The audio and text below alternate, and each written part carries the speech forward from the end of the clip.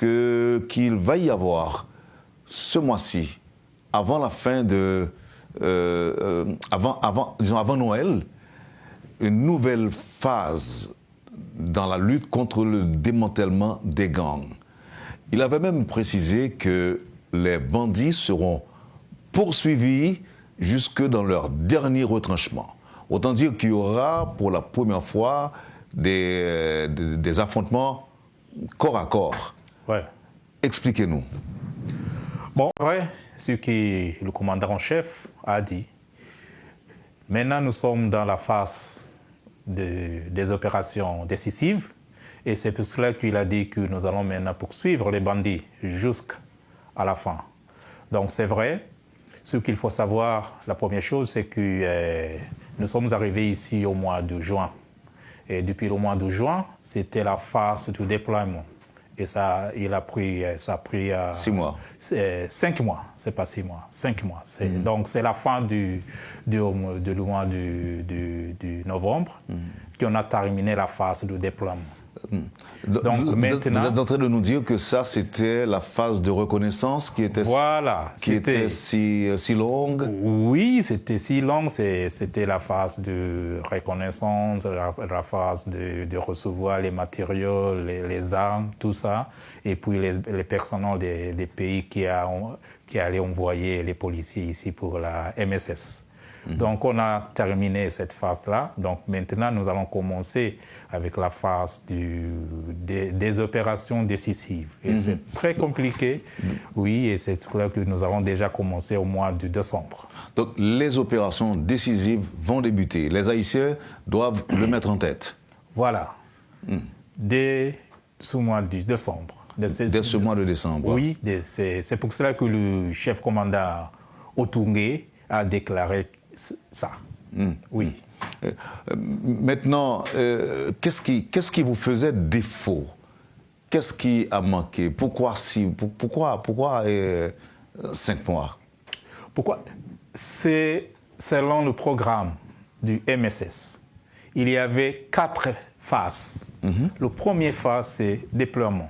Le deuxième phase, c'est le commencement des opérations décisives. Le troisième phase, c'est la phase de stabilisation. Et puis la dernière phase, ce sera la phase de transition. Donc, pendant la phase des opérations décisives, c'est maintenant combattre, démanteler les gangs, les chasser là où ils se cachent, dans les quartiers, là où ils se trouvent. Et les gang leaders, chasser les gang leaders pour qu'on puisse les arrêter. Donc, c'est la phase des opérations décisives. La phase comment dirais-je, c'est pas transition, mais stabilisation, c'est quand maintenant il y a de la paix, on a déjà chassé les bandits là, donc organiser des choses comme telles. Et puis la dernière phase, c'est la phase de transition. Maintenant, nous avons déjà terminé notre travail. Comment est-ce que nous allons maintenant retourner chez nous? Est-ce que nous allons continuer à travailler et supporter la police piénage? Oui ou non? Donc, c'était programmé comme ça. Ce n'est pas nous qui avons décidé de rester à la base pendant 5 mois. Mais comme vous avez constaté, mon cher ami Wendell, quand nous sommes arrivés ici en Haïti au mois de juin, vers la fin, c'était pour nous de rester à la base en attendant le déploiement des autres personnels. Mais quand nous sommes arrivés ici, les Haïtiens nous ont bien reçus à l'aéroport. Et nous avons constaté comment la situation sécuritaire était ici. Donc, au lieu de rester en attendant les autres personnels, nous avons décidé de travailler avec le piénage et supporter le piénage pour qu'on puisse quand même démanteler les gangs. Oui. Phase de reconnaissance, déploiement sur le terrain. Vous avez quand même, votre réputation vous a précédé dans le sens que vous aviez déjà cette pratique de démanteler les gangs même dans votre pays. Il est vrai que votre pays a encore des problèmes de gangs, mais n'empêche que vous aviez cette habitude. Qu'est-ce qui fait la différence entre le fonctionnement des gangs de chez vous et ceux qui sont en Haïti? Bon, c'est une très bonne question. Mais quand nous sommes arrivés ici en Haïti, nous avons constaté beaucoup de différences. Je peux commencer par exemple, les personnels kenyans, les policiers kenyans ne comprenaient pas les terrains. Ici en Haïti, les rues sont très étroites. Ce n'est pas comme chez nous. Ici, on conduit à droite. Non, chez vous? Chez nous, c'est à droite. Oui, ici, c'est à gauche. Ici, c'est à gauche. Donc, les chauffeurs devraient quand même apprécier comment on conduit les voitures, les véhicules là. Et deuxièmement, il y avait un défi au niveau de la langue. De communication. Ici, de communication. Ici, on parle de créole, de français. Chez nous, c'est anglais, c'est swahili. Donc, pour qu'on puisse comprendre bien, on a commencé à apprendre le créole et le français. Et c'est pour cela. Mais au niveau des gangs, ils sont quand même un peu différents. Parce que chez nous, on se bat avec les gangs dans les quartiers. Là, c'est pas surtout dans les villes comme Pape, ici, Port-au-Prince.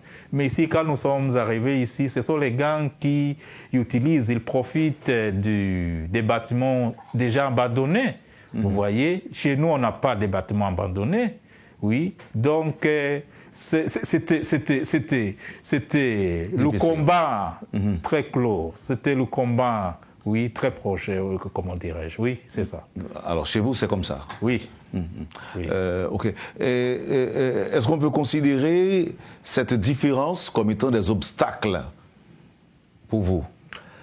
Je ne dirais pas ça, mais à vrai dire, c'est un peu compliqué. Parce qu'ici, les gangs se trouvent parmi la population.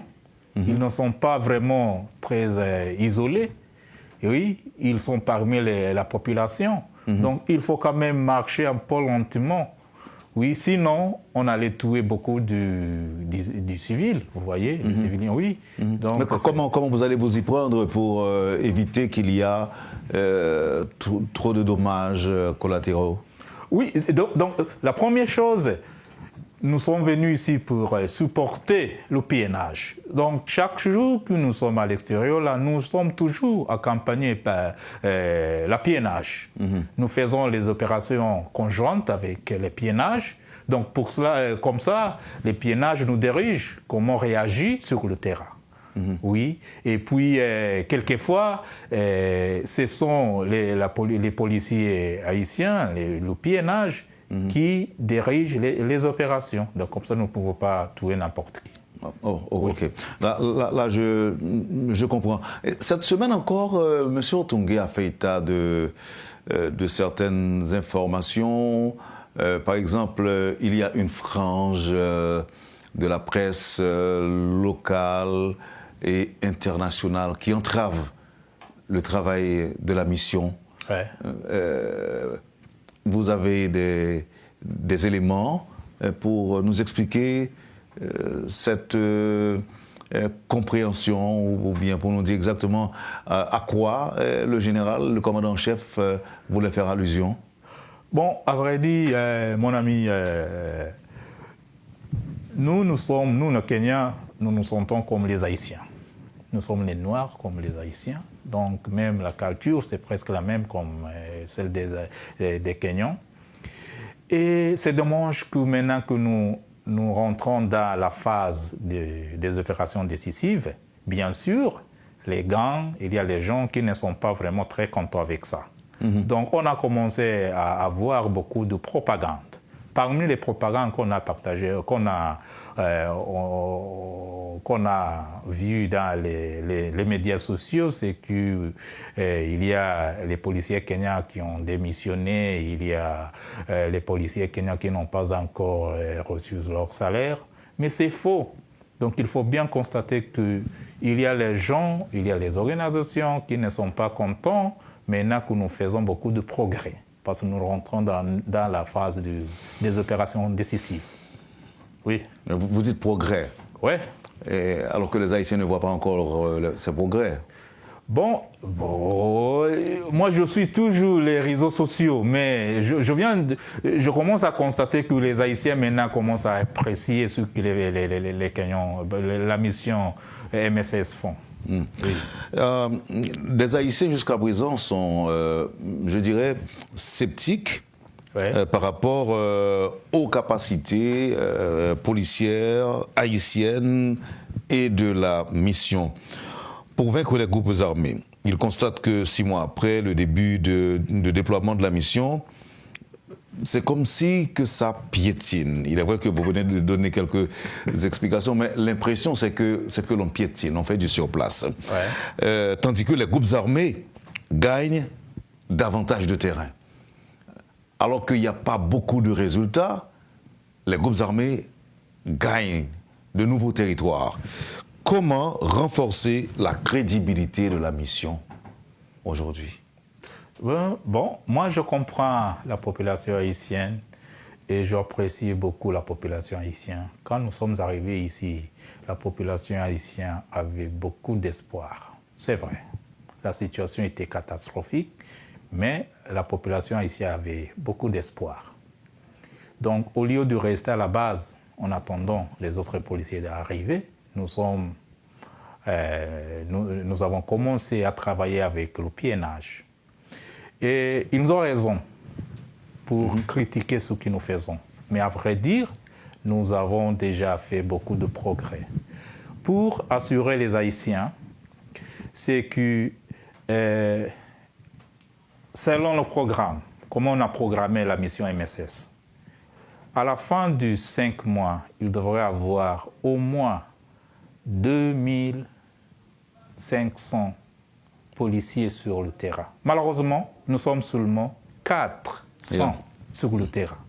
Donc avec 400, on ne peut pas quand même combattre les gangs comme un groupe de la mission de 2500 personnes. Donc nous faisons ce que nous pouvons faire avec le piénage. Mais quels sont les obstacles réellement au déploiement des 60%, soit 620 policiers kenyans? Quid des autres contingents? Comment? Vous pourrez répéter un peu. Oui, alors je dis, quels sont les obstacles au déploiement des 60%, soit 620 policiers kenyans? Qu'est-ce qui s'est passé? Et puis, quid des autres contingents? Ça veut dire, où sont les autres contingents? Premièrement, Kenya a promis, notre président a promis, Kenya allait envoyer 1000 policiers kenyans. Ils ont déjà formé, ils sont prêts maintenant à venir ici en Haïti et dans quelques semaines, ils vont arriver ici en Haïti. Ce sont les Kenyans.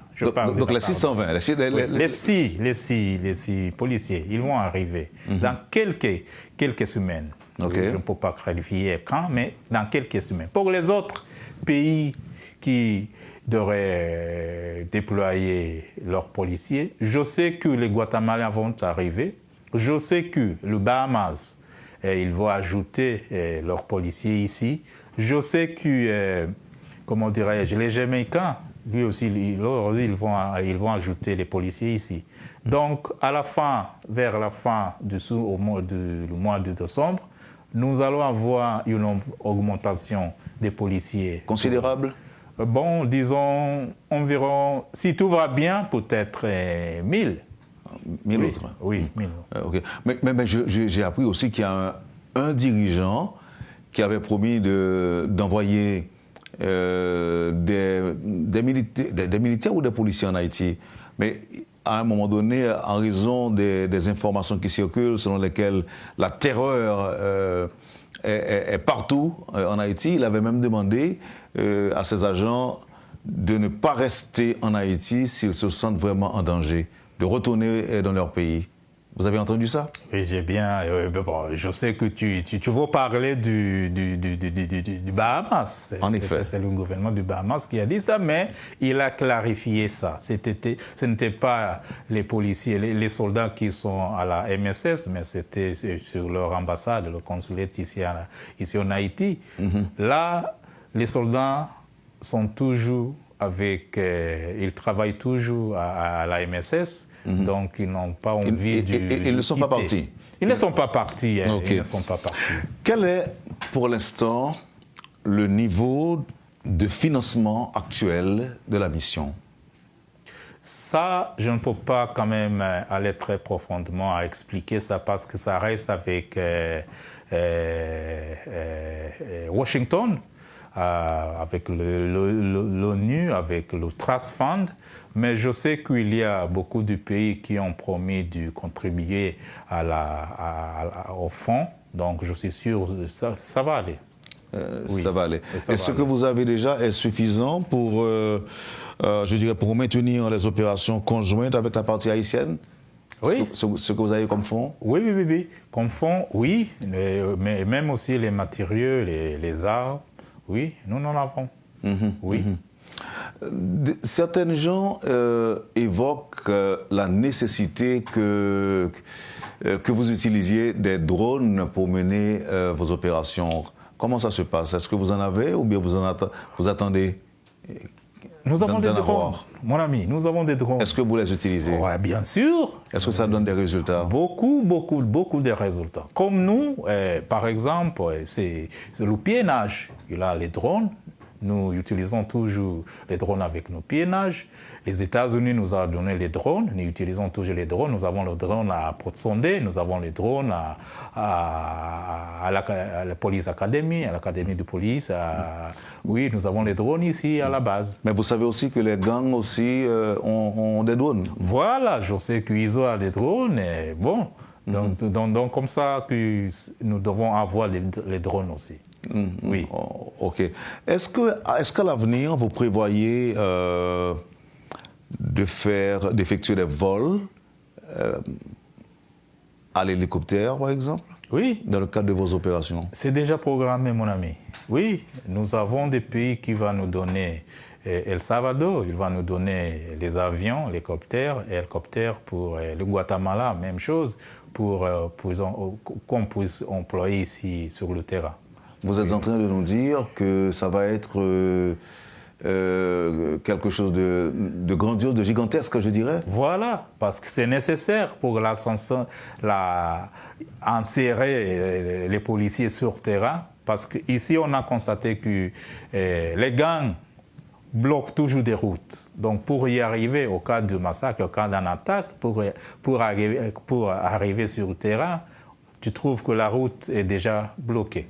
Donc, ça sera mieux d'utiliser les hélicoptères et aussi pour les évacuations.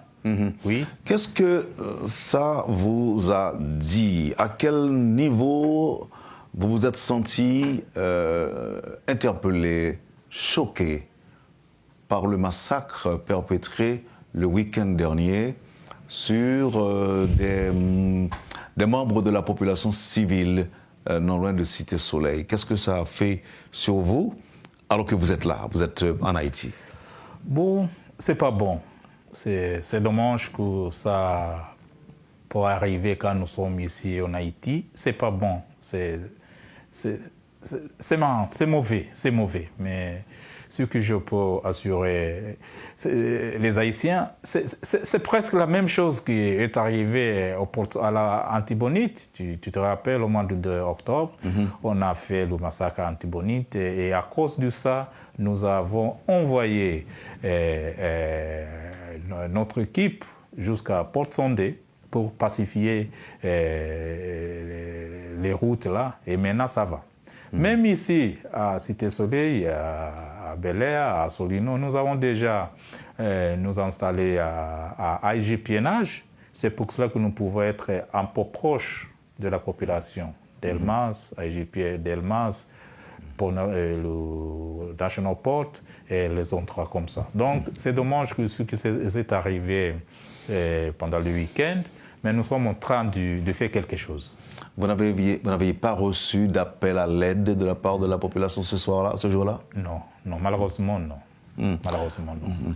Avant de continuer à vous poser des questions sur ce que vous faites, ce que vous allez faire, comment vous évaluez le travail de vos collègues policiers haïtiens? Mon ami, il faut être fier de votre policier. Ils travaillent beaucoup, ils travaillent dur. Oui, ils ont le goût de travailler. Nous sommes vraiment très fiers de nos collègues, les policiers haïtiens, parce qu'ils nous ont montré les chemins, oui. Et c'est seulement peut-être les supporter avec les matériaux et avec les armes, et comme ça, ils vont travailler plus dur comme maintenant. Mais nous sommes fiers, nous travaillons toujours comme une équipe, nous faisons toujours des opérations conjointes. Nous sommes tous sur la terre avec les Haïtiens, la PNH. Et même le directeur général, M. Ramon Nomil, et notre commandant en chef, M. Geoffrey Otungue. Si vous les contrats quelque part, vous pouvez penser que ce sont les frères jumeaux. Ils sont des jumeaux. Parce qu'ils sont toujours ensemble, ils travaillent toujours ensemble. Et ça, la même chose avec les autres policiers haïtiens. Nous travaillons toujours comme des frères, comme des sœurs. Et c'est très important pour la population haïtienne de comprendre ça. Selon vous, la police nationale a besoin de quoi aujourd'hui pour continuer la lutte contre les gangs? Avec la mission ou sans la mission? Elle a besoin de quoi, la PNH? La première chose, les véhicules blindés, c'est très important. La deuxième chose, il faut avoir, comment dirais-je, il faut augmenter le personnel. C'est pour cela qu'il y a maintenant à Police Academy.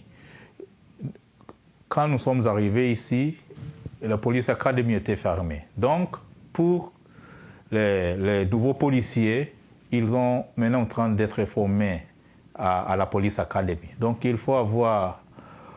Le nombre de polices doit augmenter. Et aussi, il doit être bien payé quand même. Il travaille dur. Oui, il doit être bien payé quand même. Parce que c'est pas un travail facile, mon ami. Oui, et comme ça, ils vont être bien motivés. Vous n'avez pas parlé de matériel, d'équipement, à part les blindés. Des armes, oui, des fusils, des laminations, tout ça. C'est très important. Et je sais qu'il y a des pays qui sont en train de l'aider, comme le Canada, oui, les États-Unis, je sais, la France. C'était hier. J'ai vu l'ambassadeur de France a donné le PNH quelques véhicules blindés, si je me rappelle bien, oui. Donc c'est très important. Vous avez parlé tantôt des blindés dont la police doit avoir besoin. Oui. Mais nous en avons déjà pas mal. Ils sont bien équipés pour ce travail, ce que nous avons là. Et vous ne souhaitez pas qu'il y ait des modifications dans les prochains équipements, dans les prochains blindés qu'on pourrait recevoir de l'étranger? Mais c'est une très bonne question. Et quelquefois, je me demande si tu n'as jamais été militaire, parce que la question que tu viens de me poser, c'est une question militaire. Premièrement, les blindés ne sont pas suffisants. Ne sont pas suffisants. Ça, c'est clair. Il faut en avoir beaucoup de blindés. Parce que les gangs ici sont bien armés quand même. Oui? Ils nous attaquent, ils utilisent les bâtiments qui sont déjà abandonnés, ils se cachent là-bas. Donc, c'est un peu compliqué. Mais pour les blindés, ce que je peux dire, c'est qu'il faut quand même quelques modifications. C'est très nécessaire. Premièrement, les pneus. On rapporte qu'on aurait acheté des blindés transporteurs de troupes.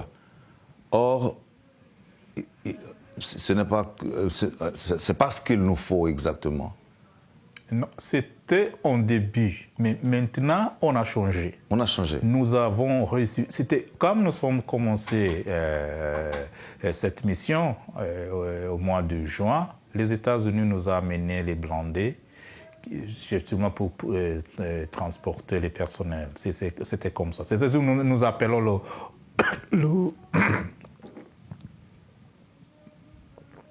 les Max Pro. Pour les Max Pro, c'était le cas. Mais maintenant, nous avons les blindés. Ok.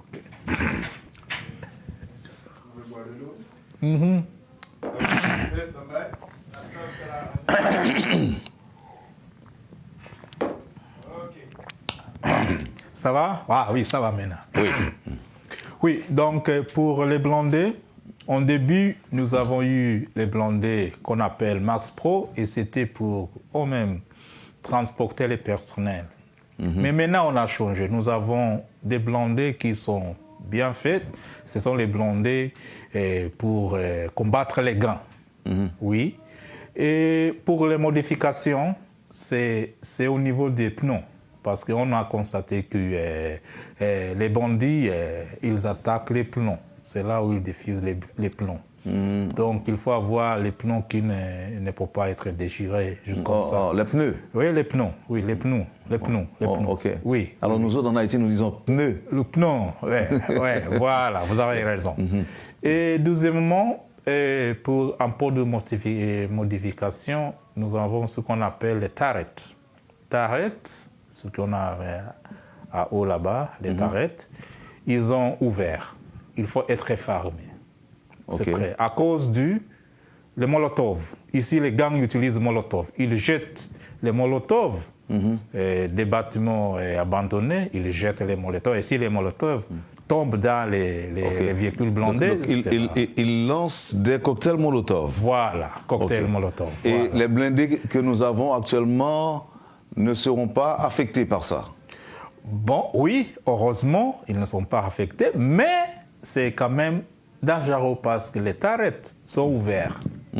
Si c'était fermé, donc la menace des cocktails Molotov n'aurait pas d'effet? Oui. Oui. Et est-ce que vous pensez que la mission sera capable de garantir la sécurité du pays lors des prochaines élections l'année prochaine? Je ne doute pas. Vous êtes certain? Je suis sûr. Je suis certain. Pourquoi est-ce que je dis ça? Premièrement, le mandat de la mission MSS, c'est très clair. C'est 3 choses. On a 3 choses comme mandat. La première chose, c'est supporter l'appiennage.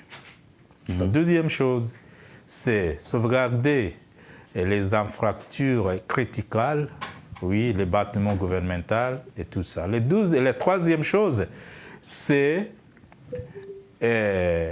organiser pour qu'on puisse avoir des élections. C'est la troisième chose à faire. Donc, dans la phase de stabilisation, c'est ce on voulait avoir dans la phase de stabilisation, avoir des élections. Et puis la phase de transition, la mission va démissionner, va sortir. Donc moi je suis sûr, je suis certain que c'est possible parce que nous avons ce qu'on doit avoir. Oui. Donc vous pensez que l'on sera en mesure de tenir les élections? Oui, mais ça dépendra avec la situation politique d'Haïti. Oui, oui, ça, c'est au niveau du politique. Pour nous, c'est pour garantir la sécurité pour les Haïtiens. Mais ce que je sais, nous travaillons avec les politiciens, le Premier ministre et les autres. Donc, j'espère que c'est possible. Oui, si on travaille. Dites-nous, monsieur le porte-parole, en fait, si cela ne dépendait que de vous pour résoudre les problèmes de sécurité, quel genre d'approche vous auriez privilégié? Négocier avec les bandits que certains gens qualifient de terroristes, ou bien négocier un processus de paix avec eux? Qu'est-ce que vous auriez privilégié? Malheureusement, mon ami, malheureusement, selon les mandats qu'on nous a donnés, on n'a qu'une chose comme négociation. Nous n'avons pas de négociation sur la table comme mandat. Nous avons 3 mandats, 3 choses à faire. Comme j'ai déjà mentionné, c'est supporter le piennage, l'infrastructure et aussi les élections. 3 choses à faire. Pour la négociation, c'est au niveau politique. Ce sont les politiciens qui peuvent faire ça. Et le dialogue, négociation, dialogue dialogue, négociation. Pour nous, nous ne sommes pas là pour négocier avec les bandits. Mais je dois souligner quelque chose ici. Ce qu'on a constaté, c'est que même les bandits qui nous combattons là-bas, ce sont les jeunes garçons, ce sont les garçons 15 ans, 17 ans, 14 ans. Ce sont les jeunes garçons. Donc, pour qu'on puisse faire, nous sommes en train maintenant de travailler avec l'UNICEF. S'il y a les jeunes qui aimeraient quand même laisser tomber les armes, ils peuvent se présenter à la UNICEF. Et comme ça, nous allons avoir des programmes comme réhabilitation, voilà, et aussi désengager et réintégration. C'est très important. Mais réinsertion, réhabilitation. Voilà, c'est ce que je voulais dire. Oui. OK. Oui. Il y a des spécialistes en sécurité qui prétendent que les gangs haïtiens, sont beaucoup mieux formés ou équipés qu'on le croyait. Est-ce que c'est votre point de vue? Est-ce que vous estimez qu'ils sont vraiment beaucoup plus équipés et que vous pensiez avant que ça allait être une tâche facile, un travail facile pour vous? Monsieur Wendel, vous avez commencé la question avec les spécialistes. Oui, entre guillemets. Pour moi, c'est entre guillemets. Parce qu'ils ne savent pas de quoi ils parlent. Oui, je viens de vous expliquer que lorsque nous sommes sur le terrain, ce que nous rencontrons, ce sont les jeunes garçons. Ce sont les jeunes, les garçons de 14 ans, 15 ans, qui sont sur la rue. Oui, ils ne sont pas bien formés. Oui, ils ont les armes, oui. Ils ont les grandes armes, oui. Mais ils ne sont pas bien formés comme nous. Pour nous, ce sont les unités spécialisées pour combattre les gangs. Donc c'est faux, c'est pas vrai. Selon les experts, c'est pas vrai. OK. Oui. Permettez encore que je parle d'experts, mais quand même, il y en a qui existent et qui sont même considérés comme étant crédibles. Ouais. Ils croient. Alors, si vous préférez que je dise entre guillemets, ça ne va pas nous déranger. Ouais. OK? Des experts crédibles, entre guillemets. Et quoi autre chose? Il croit que le défi sécuritaire en Haïti est du genre terroriste. Dans ce cas, n'est-ce pas que la mission nécessite des moyens humains et matériels militaires pour faire face à ça? Mon ami, chez nous, nous combattons les terroristes. Ce sont les Al-Shabaab, tout près, en Somalie. Nous sommes même en Somalie comme mission. Ici, ce n'est pas le cas des terroristes. C'est pas encore? Non, ce n'est pas encore. Les terroristes sont comment dirais-je, ils sont bien formés, oui. Ils utilisent, comment dirais-je, les matériels, comment on appelle ça, IED, Improvised Explosive Devices. C'est très dangereux. Donc, si on commence à utiliser ça ici, ça sera très grave. Ici, il n'y a pas d'idéologie. Oui. Il n'y a pas d'idéologie. Alors les gens pensent que les gens font allusion aux terroristes, c'est surtout après les attaques sur les avions. Ils ont dit ça. Donc pour vous, c'est encore du banditisme? C'est du banditisme. Comment est-ce que vous pouvez définir le mot terrorisme? C'est pas si on a fusillé l'avion. C'est pas le cas. Il y a beaucoup plus que ça. Oui. Il y a plus que ça. Est-ce que vous croyez que l'insécurité qui est en Haïti est téléguidée ou encore est commanditée par une frange de la communauté internationale? Est-ce que vous pensez, est-ce que vous y croyez? Bon, bon, ça se passe dans presque tous les pays au monde. Ça se passe, il faut avoir les communautaires internationaux. Oui, ça se passe. C'est possible. C'est possible, oui, mais vous ne pouvez rien confirmer. Moi, je ne peux pas confirmer ça, mais comme les autres pays, ça se passe. C'est pas uniquement pour Haïti. Hein. Oui, ça se passe. OK. Oui. Le Bénin Ouais. avait proposé un contingent militaire. Avez-vous des idées là-dessus? Au niveau opérationnel, laissant l'aspect diplomatique aux décideurs politiques? Pour le Bénin, on continue un peu de se parler et de planifier. Ce n'est pas encore complet, mais la discussion continue toujours. Oui. Y a-t-il du nouveau au Conseil de sécurité dans la perspective de transformation de la mission en une opération onusienne de maintien de la paix? Oui, l'usine du maintien de la paix, oui. Pour nous, nous sommes prêts.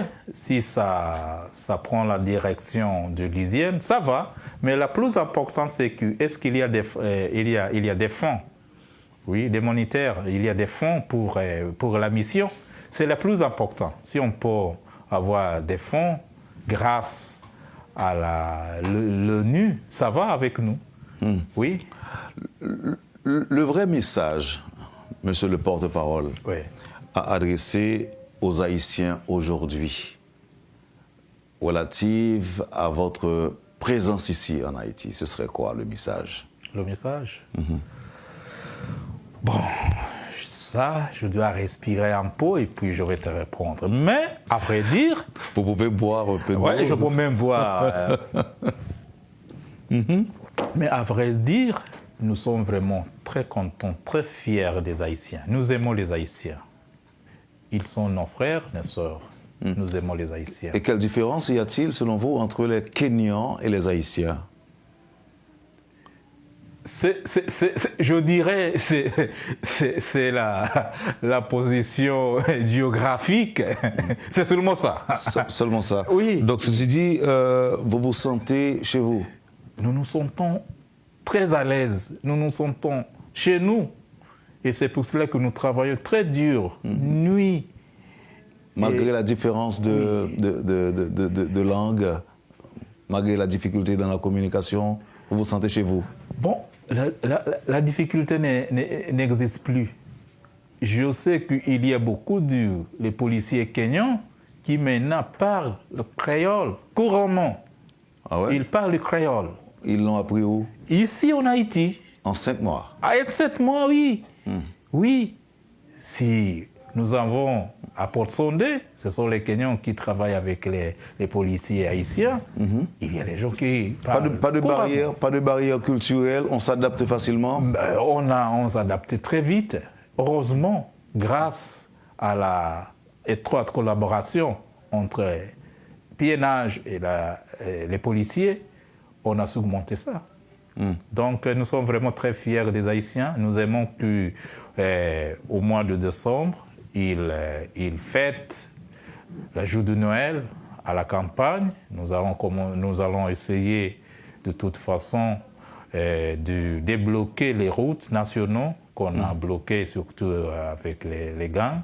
Vous avez un plan déjà pour ça? Un plan pour rouvrir les axes bloqués par les gangs? Oui, nous avons un plan, mais je ne peux pas déclarer. Non, je n'allais pas vous le demander non plus. Voilà. C'est très important pour nous, parce que pour la première fois, nous aimerons que les Haïtiens s'amusent pendant la journée de Noël. Monsieur Mbaka, vous êtes présent, vous êtes actif sur les réseaux sociaux? Très actif. Vous entendez aussi les messages teintés de menaces de la part des chefs de gang, vous les entendez? Oui, Oui, toujours. Vous savez aussi qu'ils se disent prêts à vous affronter. Est-ce que vous avez entendu ça? Ce sont des blagues. Vous croyez que ce Ah sont... oui, ce sont des blagues. Nous sommes prêts. Nous avons déjà commencé les opérations décisives. Vous allez voir. Maintenant, ils se sont cachés. Ils sont où? Je n'entends pas parler du barbecue. Ils ne parlent plus. Où est ISO? Où est Ventilo? Ils ont tous disparu. Nous sommes à Solino. Ouais, mais ils nous continuent. sommes à la piénage, à Piénage. Mais ils continuent. Nous allons rester là-bas jusqu'à la fin de cette mission. Mais ils continuent leurs attaques. Par exemple, il y a des problèmes du côté de Nazon, du côté de Crissois, il y a des problèmes au niveau de l'ALU. Je ne sais pas si vous connaissez très bien, vous identifiez ces quartiers-là, mais ils continuent d'incendier des maisons. Nous avons une stratégie, mon ami. Nous avons une stratégie. Nous sommes au début des opérations décisives. Nous avons bien compris la situation sur la terre. Donc les opérations décisives, oui. C'est... Bon, je ne vous demande pas de détails, mais ce serait quoi, opération décisive? Je ne faut pas mentionner ça, mais vous allez voir, c'est maintenant aller arrêter les leaders des gangs. C'est ça. Ce sont les leaders, les chefs des gangs. Ce sont là vos principales cibles? Oui. Les chefs de gang? Ouais. C'est la cause des problèmes. C'est eux qui cause les problèmes. Donc c'est ça.